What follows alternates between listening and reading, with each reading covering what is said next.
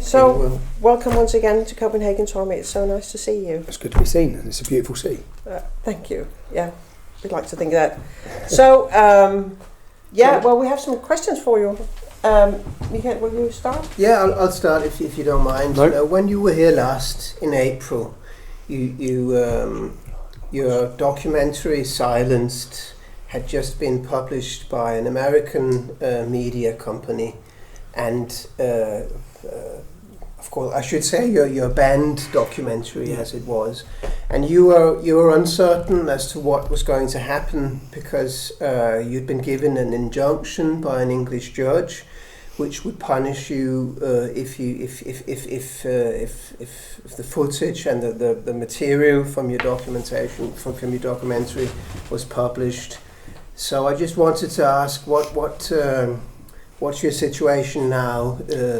So currently, when I left here, and I was aware the film was going to be published, I made my way to Cuba, and I was actually looking at going to the United States.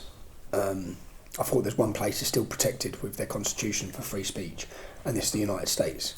I was unaware that would carry a 2-year prison sentence, which I found out off lawyers on the way there, because you can illegally enter America once. If you do it a second time, it's a felony rather than a misdemeanor. So I was there, I watched it all play out, and I didn't know really what to do. I made a decision to go to Spain, where I've been since.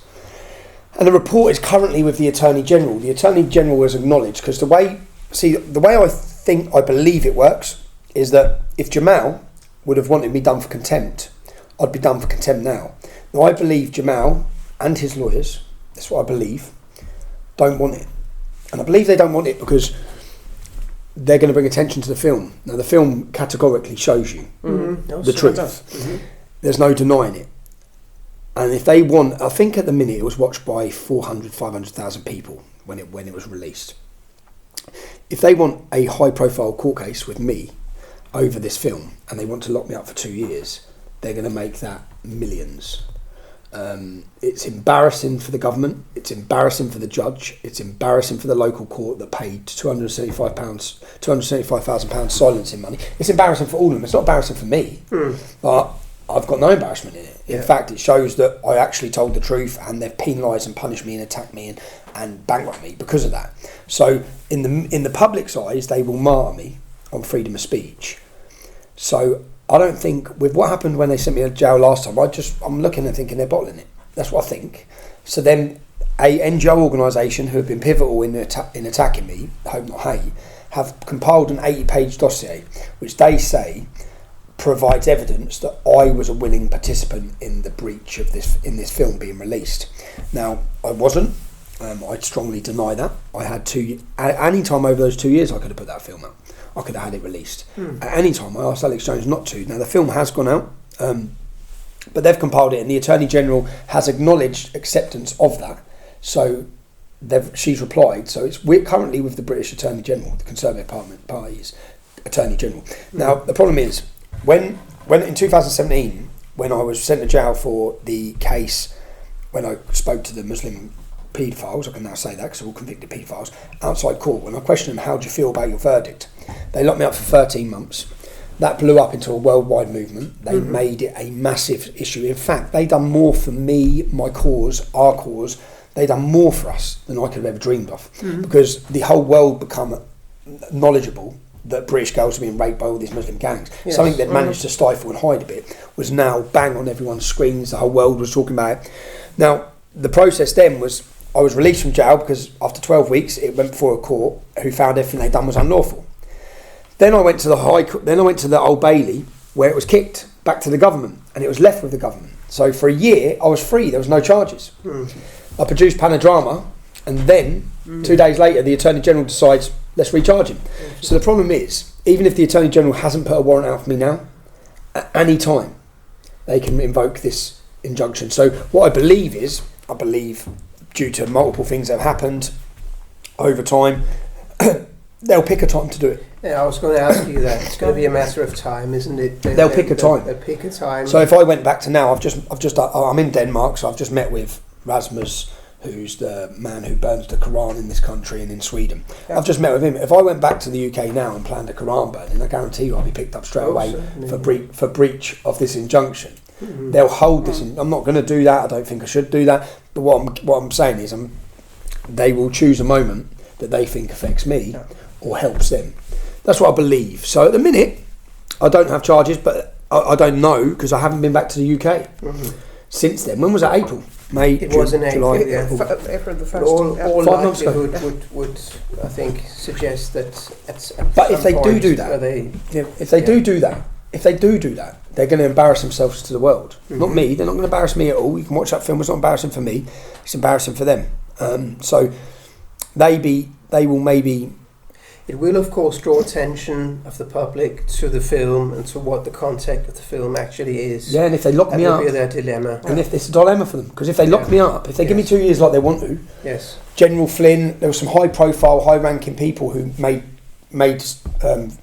great comments about the film. I was following it. Yes. They're not going to ignore the fact if I, as a journalist, get locked up for 2 years because of the content of that film. Because everyone, in fact, there's 500,000 people now who watch that film who know full well what they've done. So if they want to make that 500,000, 5 million, then take me to court. So that's the situation I'm in. And if I'm honest, I think my head went a little bit, just being honest. When I got to Spain, I was not in the greatest of places because I was sitting there, probably because it rained for 3 weeks.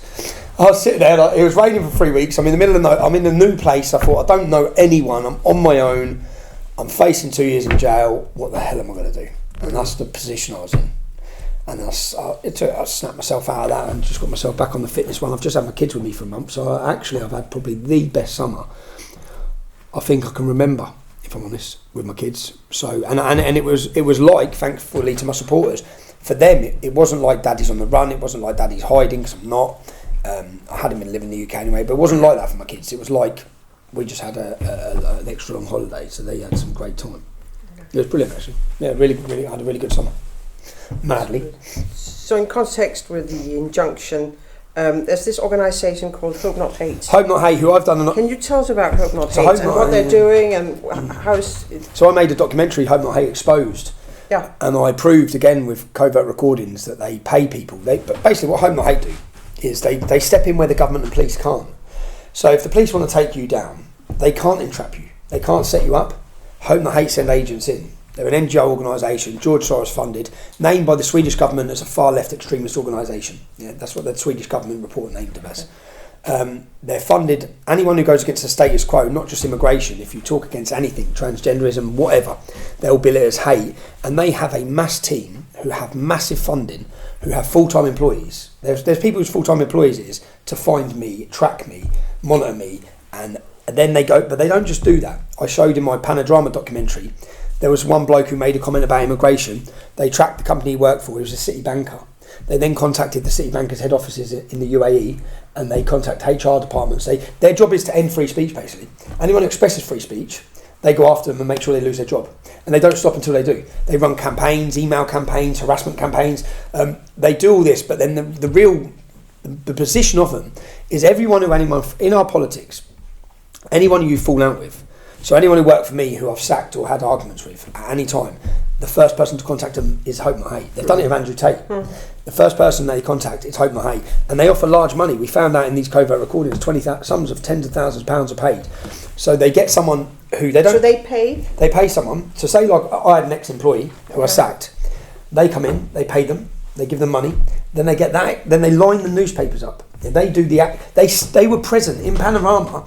Hope Not Hate was standing there. Panorama was standing there. My old employee, who was being blackmailed by Hope Not Hate, was sitting there saying what Hope Not Hate had told him to say. Because once he says it, so and in my documentary, my expose with Hope Not Hate, there's an NGO organisation in the United States. It's Media Matters. There's an NGO organisation. There'll be one in Denmark that are working like this, and it's their job to attack activists and silence activists. And Hope Not Hate, I exposed them for what they were doing, but what they do is they create the source of information. So then the source, who they've created with money, says whatever they want, and the media run it as gospel. So before you know it, there's headlines around the world about you, and they're taken as gospelly true. So, and that is a very well-oiled, orchestrated machine by the left, or the far left, by these open border organisations and NGOs, to destroy the name of anyone, and that's what they do. And not just destroy the name, they attack the family, they find out where they work. With me, they've put addresses up that aren't my address, and they have the support of government. They have politicians as their lead on their board. But yeah, they're a hate group, and their whole job is about suppressing people's legitimate speech. Yeah. And that's so they've compiled this and also they grift the hell off me. So anything to do with me, they do a big massive donation campaign. They've got £200,000. They were meant to stop me going bankrupt, and they've done a big campaign. When I was going bankrupt, they were saying it's not true, he's lying. They've done a campaign. They said we've got 3 weeks to stop it. They got £200,000. They didn't stop it, but they got £200,000. I looked at all their spending as well, of what they spend their money on. I looked into them. They're just a total fraud. I had a financial investigative accountant look at them, and he said they are just grifters. I said totally. They set up a company to get rid of the company, then they change it. They're literally just, and I am a massive ticket for them. So everything, even now, they've done a massive donation campaign off the fact that the film Silence went out. They said that they need to get lawyers, and the lawyers will be to take me down. The reality is I need to get lawyers because of what they're doing about me. But everything they use as an appeal to grift off of my name. So and that only works if they portray me to the public as the monster that they say I am. The racist extremist and the far right are running out of control, and hate crimes are going through the roof, and they blow all these headlines up, which are all nonsense, but they blow it up to get mass support. That's what I do. And your name alone will be enough to mobilise. My name is to mobilise. So they make success of me. I looked into Nick Lowell's. He's in £1 million house. When I looked into him, he's useless. He's got no profession. He's a clown. He's not even good at what he does. He's not even good. He gets everything wrong. He wrote a book about me. Everything was wrong. He wrote a book about me called Tommy, with just lies from sources. So that's what part of my Home Hate expose documentary is. He travelled to Luton, and what he doesn't tell the people reading the book is that his source was a Pakistani Gambino gang. They're called the Gambinos. They're 100 strong. So I include in the documentary me first talking about them in 2004 at Oxford Union, where I named the gang. Then in 2007, national newspapers in the UK are talking about them. They're talking about this heroin gang who are linked to Taliban, extremism, terrorism. Nick Lowell's, who works with our politicians and in our schools, is sitting down with this gang saying, tell me about Tommy Robinson.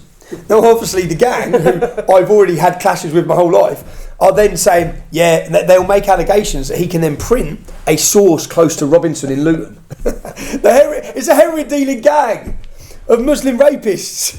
Who's your source? So that's Home Not Hate. Really, I'd like to say they're irrelevant, but unfortunately, because of the grip they seem to have with politicians and the influence they have. There was another case where a lad on the right got done for terrorism. And I don't trust it at all because Home Not Hate were involved. They were the undercover people. So they were videoing undercover. You can't trust them. But again, they can entrap someone. The police can't. And then they made a film about this lad who was taken down. And the woman, was it a police officer? No, it was a politician. The politician who they were speaking about come out and said, you've created a whole load of lies. They've been called out multiple times, even by the people on their own side. But they've compiled an 80-page dossier, which is 80 pages of bullshit, but it just looks like they've been busy. To the Attorney General. To the Attorney General, to tell the Attorney General, to go above the process. So the process should be Jamal and his lawyers, who haven't obviously activated it, because they're probably embarrassed and humiliated that 500,000 people now know what they've done. Yeah? And if they do activate it, the world knows what they've done. But Home Not Hate don't care about that. They've got a big fundraising opportunity. Let's do it. That we can create 80 pages of nothing to make it look like we've done a big investigation by looking at people's social medias. And then we can compile this list and try and get Tommy Robinson 2 years. Now, if I do get 2 years, I sort of like I said, if they're that stupid, because if I do get 2 years, I still think you'll get 2 years. Oh, the judge will give me 2 years. Yeah, I do think, So that's what threw my head. You'll go to prison, really? Yeah, I do. Yeah, which is why I was sort of like, when I was in Spain, when I first got there, I was in a mess. But I do. But that would be the worst decision for them. If I was them, I'd never do that. Right? Because for my benefit, for my cause, I'll come out of jail in a year. I'm not going to shut up. I'm just going to be more people support. Anyone who watches that film, their support for me and their trust for what I do and say will be more ingrained, and their distrust of the government, the media and the court system is going to be even more. Now, my job is to make people question everything, and they'll essentially do my job for me by taking me to court. Is the Attorney General in England, is he politically appointed? She I believe, Conservative Party. So it's like a politically appointed judicial institution. I believe, really. yeah. It's a strange mix between, And it's the only case. It's the only sentence that anyone can get 2 years for without a jury or just from a judge. Okay. So there's no jury. So I won't have a jury. So yeah, I'll get convicted and I'll go to jail because it's going to be a judge, probably Justice Nicklin, who's been humiliated in the documentary as a fraud and corrupt. Justice Nicklin is mate, probably, or maybe even Justice Nicklin. Who knows? But because I've been sort of essentially exiled for the summer, mainly because I wanted to spend some time with my kids. I've missed a few summers with them. I wanted to have some good time. I've just had it, so I wanted to do that. But mainly, so I started a podcast because I was away and I didn't want to just be sitting around. People have flown out to me in Spain. I've been hearing their stories. That's what I'm doing now in Denmark as well. I've just heard Rasmus's interesting life. Very interesting. I've got Morten tomorrow from the Danish People's Party. I've got a doctor tomorrow as well, who's speaking against the vaccine and COVID. And then I've got Lars Hedegaard, which I'll be really looking forward to. On Monday. Yeah. I'm looking forward to Lars in the sense of I've never heard. I've seen so many of these characters, and I thought, well, I don't know about their life. I don't know what's made them the person. I understand Lars used to be a Marxist. I want to hear about it. He was. He was on the left back in the 70s. Back in the 70s. So I've never heard someone sit in detail. I haven't. So same with Rasmus, the gentleman I just interviewed for 2 hours. Very intelligent. But all I've ever seen is a 1 minute clip of him burning the Quran and everyone saying he's invoking hate. So to get behind that headline and have an opportunity to sit and really get into detail of why are you doing this, what's brought you to this place, it was interesting. And I find it interesting anyway. So. Maybe following on from that, you've just been interviewing this Rasmus Paludan, the infamous Koran burner in Denmark. As you know, the Danish government is introducing new legislation to... will it pass? It will pass to criminalise at least the... They have the majority. The government has the majority. Wow. In the parliament, so... But Sweden's not. Oh. Well, we'll see. They'll follow suit, won't they? Well, yeah. Once one rolls. So, yeah, I find But their argument is that the Danish government argues that pressure from Islamic countries now makes this issue a matter of national security, and of course critics will claim that this cannot just be limited to Quran burning, but if you wish to criticise it. Yeah, any criticism of Islam will be considered illegitimate in the eyes of international organizations of Muslims like the IOC and such. So that this is just the beginning of a slippery slope that will. Well, it's not going to stop. It's not going to stop at this. Certainly not. That's what I was going to ask. What's your view of this? Do you think this can be limited to Quran burning, or will it inevitably?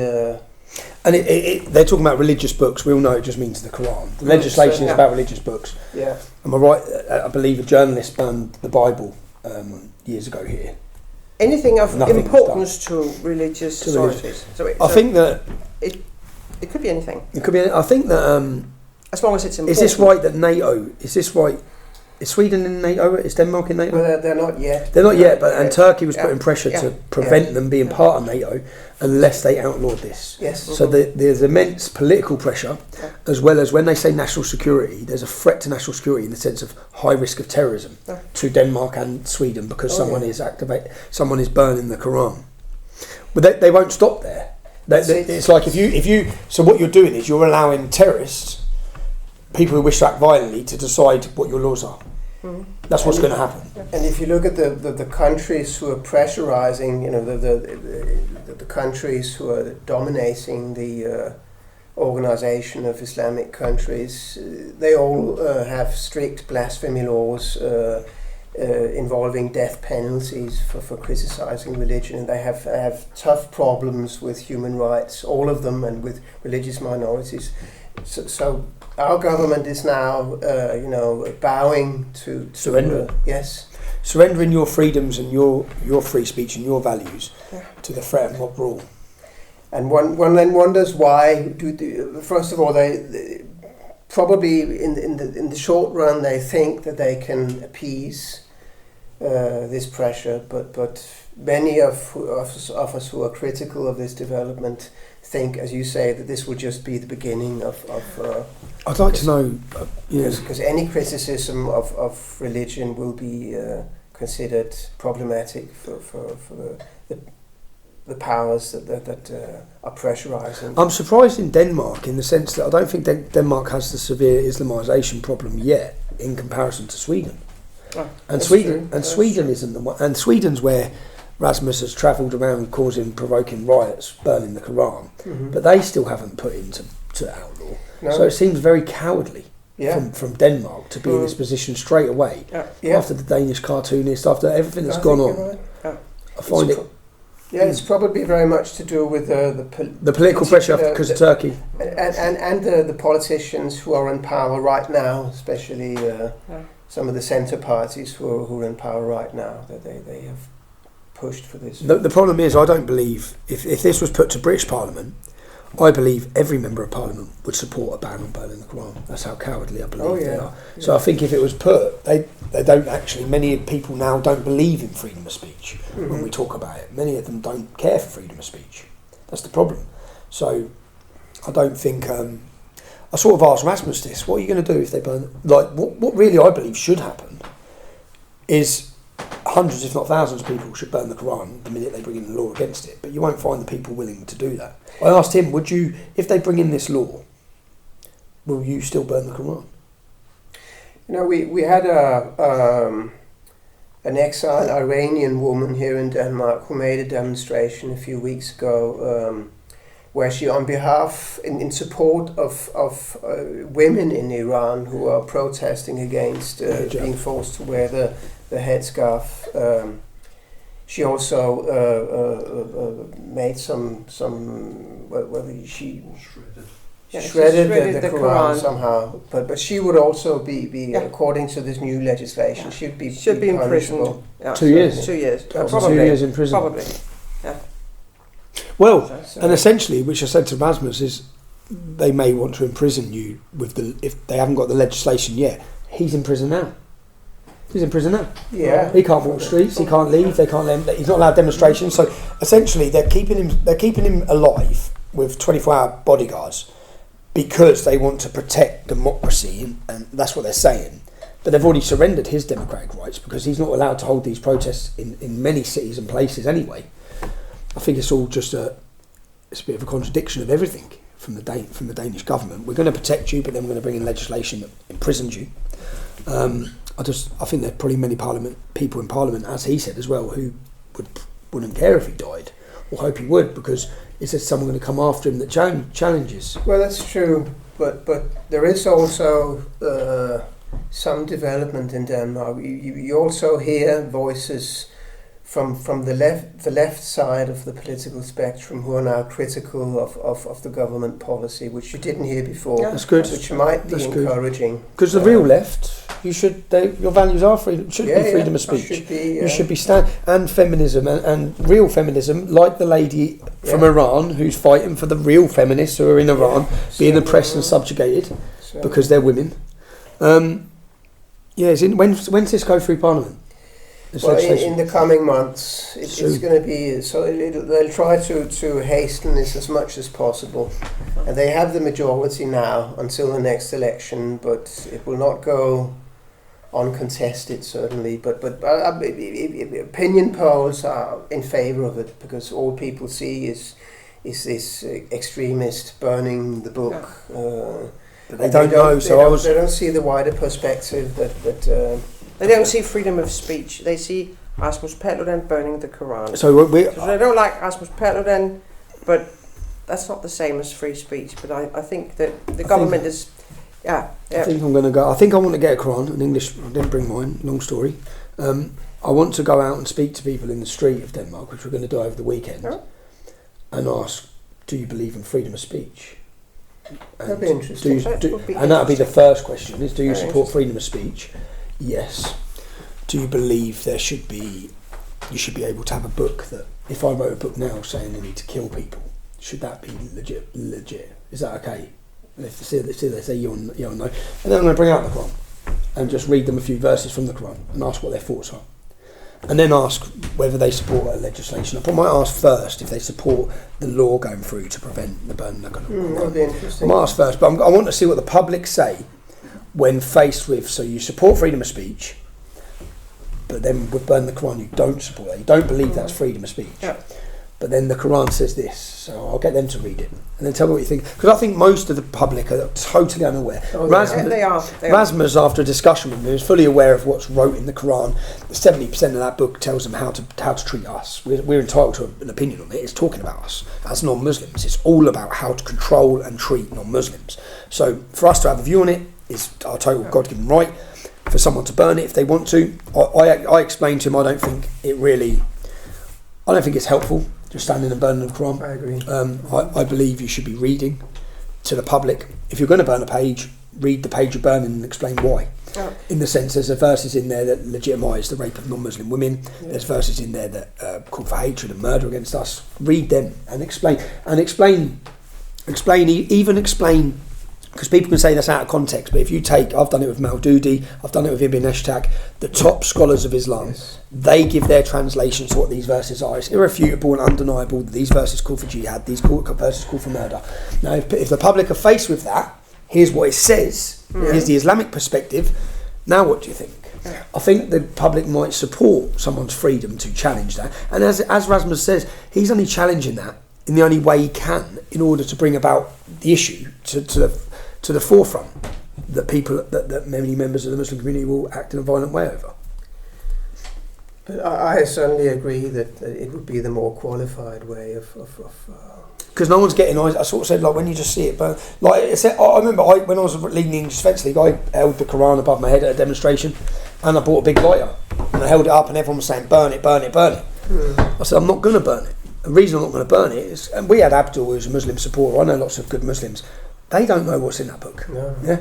So the best way if you want to get their attention, many people's attention, to challenge their own minds, by burning it, you're going to piss him off and all. That's what I think. You're going to piss that innocent lad off who's just culturally born a Muslim, part of this, and thinks you're attacking him. Yeah. But if you read the verses and you make a debate about what this says, and you irrefutably prove to people, this is what it says, this is what it's calling for, then people won't be as shocked when you decide that you don't like that book, and we've got a problem with it. We've got a problem with this being propagated and taught, because I'll guarantee you we'll find people on the streets of this country who support free speech but think he should be outlawed from burning the Quran, and then when they're confronted with the verses in the Quran, they won't know what to say or do. Certainly, yeah. It'll be interesting anyway. We're going to have a couple of days walking around Copenhagen, aren't we? When you were here last, we just briefly talked about Ireland, because you had in the spring made a documentary over there about the political situation, and since then the government of Ireland, the political elite, has introduced new legislation, new laws against undefined hate speech in Ireland. The law is called the Criminal Justice Incitement to Violence or Hatred and Hate Offences Bill. You know, you could use the name of this bill as a kind of alcohol test in pronounce this. But this law will clearly, in my view, restrict freedom of expression in Ireland. Have you read the short terms of it? Yes. About it's on about criticism. Yes. It talks about criticism. Yeah. And it doesn't define hate speech at all, as far as I can see. And then I also saw that under the government of Ireland there is an electoral committee which is established as a kind of anti-misinformation force, which is now under the government given, in their own words, very extensive powers to demand correction or removal of information. And this gives me, associations with the Ministry of Truth in Orwell's 1984. So my question would be, why do you think the government of Ireland is clamping down on free speech so massively as they are doing at this time? Why now? Because now, in the last 2-3 years, they've flooded Ireland in an uncontrollable way. And the Irish population are now rising, waking and understanding what it's going to be like for their futures. They understand they're in danger, they're at threat. They fought for 100 years, however long, to have their independence, to have their own country, and now their leaders are giving it away. And you see now Ireland for the Irish as a slogan coming out. You see the women want to feel safe, and I think that they're aware, which is where the censorship levels come in with people like ourselves. They need to stop people getting this information before it's too late. They won't care if people know the score in 5 years, 10 years in Ireland, because the numbers game, the demographical change will be so vast, it's you can't undo it. Whereas at the minute, if the Irish rise up, they might be able to stop what's currently happening to their country. They might be able to demand a solution to it. But that's why they bring in these bills, which is so they'll decide what the truth is. We saw the misinformation bill. The biggest misinformation, even when it comes to vaccine and the whole COVID situation in the United States, was the American government. Yeah? You were the ones lying. Our politicians are the ones lying. But giving them the powers to decide truth, which is what that does, to them to decide what the word hate means, them to put context on everything, is dangerous. But this will pass. This will pass because, as I said, our leaders don't believe in freedom of speech. They don't care for it. They care for. They're on about the housing crisis in Ireland. Like with Plantation 2, the documentary looked at all of it, and it's got worse. I've been continually following since that film came out, and I only done that film because I think things will rise in Ireland at some point. It's going to come to a head, and I want to have documented why. And from documenting why, there's been attack after attack, women being attacked. Then the migrants are being bussed into every little village and area. They're coming in such a number. But then even in the film we look at, the Irish government have called for them to come. They translated in 6 different languages to welcome them and guarantee migrants, once you arrive in Ireland with no passport and you say you're an asylum seeker, you will have the keys to your own front door in 4 months. They're changing planning, they're getting rid of all planning laws so people can just change offices into housing, no planning laws, so now all the top people are buying all the empty buildings and then they're bringing all the migrants, they're all profiteering massively. And now critical public opinion, no media critical attention, only civic journalism. Only civic, there's not one single, there's none. Gript, is it Gript in Ireland are good, very good. There's a few good citizen journalists who have rose up, but they're under attack, they've been arrested, they're in courts. That's what I've seen, So the same tactics, exactly the same. When I went to Ireland and met with these people, it's exactly what they've done to us. But it's, and Ireland's experienced it so quick, so fast, because there was no migration into Ireland. Because there's not really any work there, it's not a place people go. Irish leave, really. The Irish youth come to England, they come to Australia, America for work, they have to progress their careers. But now, the country's changing so quick, so fast. And therefore it's also indicative for us in what development, what direction other countries in Europe are going. So this is really alarming for free speech, I think, in Europe, that a country like Ireland is about to limit free speech. They're taking it away. And the blasphemy law here will be the same anyway. Oh, certainly it will. And it won't stop there. Once these Islamic countries who don't want freedom of speech, who want you to be prevented from criticising Islam, once they get one government to roll in Europe, they're not going to stop there. No. They'll then put pressure on Sweden. They'll then put pressure there. They'll use their bloc of Islamic countries and their influence, whether it be with trade or whatever, to put pressure on countries. And that pressure, if not, they always use, and Turkey certainly does with Germany, they use the people in the country. They're migrants. As we could unleash them, basically. So things don't look any better. They're not getting any better. Unfortunately, I'm a bit of a depressing. Every time I talk to people, I think, sorry, I'm not going to sit here and give you any good news. We should probably end on a positive note that we're pleased that you're not in prison yet. Thank you. But as you say, I think you're right. They'll hold it. They'll hold it. They'll find they'll find a moment that is affecting them, and then they'll pull it out of the bag, I reckon. But as I said, I sit here comfortably. Not comfortably. It took me a while to get my head around it. But I sit here knowing that it's what I tried to explain to my family. I've done 20 years of this activism nearly. I believe in everything I say.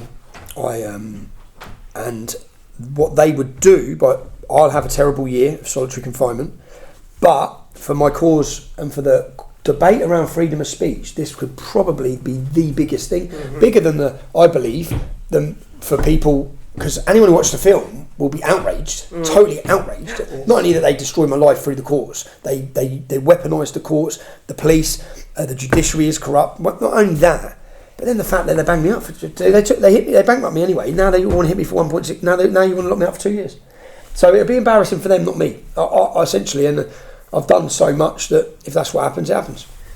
And all the first-hand witnesses of the school staff, they speak for themselves. If people hear them... Well, when you look at his injunction, he literally worded, word for word, what every video, every covert recording that was recorded, he worded that none of this can never be seen.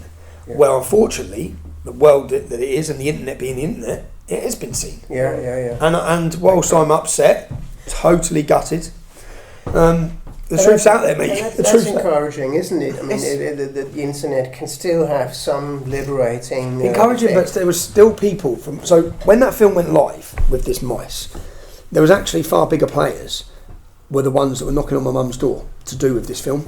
So it was in the hands of far bigger players who say they're on the side of free speech and citizen journalism, who actually bottled air in this. So I'm not going to... Look, I wasn't I wasn't part of them putting it out, but I am aware that it was in their hands prior to it being with mice. Okay. And they bottled it. Okay. So there's a lot of disappointment. I look around another organisation that I've had close ties with in the past who just refuse to comment. Yeah. So they refuse to comment because although they're on the side of free speech and on the side of our politics, etc., they've still got social media channels. Yes. And they worried that they'll get deleted. Yeah. So what you end up is you don't need government censorship, you don't need big tech censorship, because people, even on our side, who are highly influential and highly recognised, are self-censoring anyway. Yeah. They're censoring themselves because they don't want to lose their account. They don't want to lose their account, I understand it, because that's what puts money on their table, it's what feeds their families, they need it, they feel like they'll be losing the battle, so there's a decision they've had to make as well. But at the same time, they're standing on TV saying that we'll fight for freedom of speech, we'll fight for citizen journalism, just like Elon Musk. It's all bullshit. Yeah. Well, excuse my language, sorry. No, it's okay. But Okay. yeah. But I'm happy to be in Denmark, and we're happy to have you back. we can go for dinner. Get in there.